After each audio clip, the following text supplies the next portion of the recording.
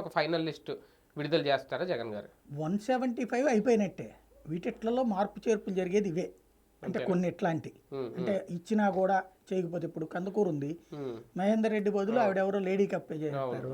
తీరా చూస్తే అమ్మాయి ఇంతవరకు ఇనిషియేటివ్ తీసుకోవట్లేదు, ఇంతవరకు రాలేదట. 16వ తారీఖుగా అనౌన్స్ చేస్తే ఇంతవరకు నియోజకవర్గానికి కూడా రాలేదట. అందుకని ఇప్పుడు అక్కడ బుర్ర మధుసూదన్ యాదవ్కి ఎవరికి ఇచ్చారు ఇప్పుడు అట్లా.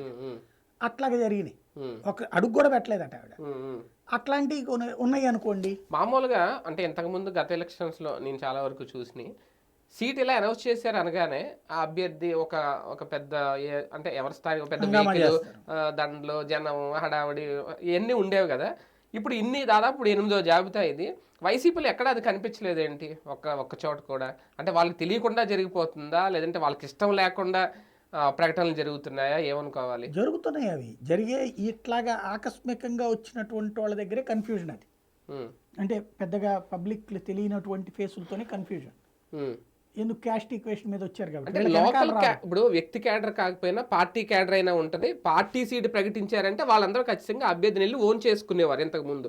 ఇప్పుడు పర్టికులర్ గా వైసీపీలో కొన్ని చోట్ల ఇలా కొత్త పేర్లు ఎందుకు కనిపించట్లేదు అంటున్నాను. తెలుగుదేశం మొన్న అనౌన్స్ చేశారు. ఎంతమంది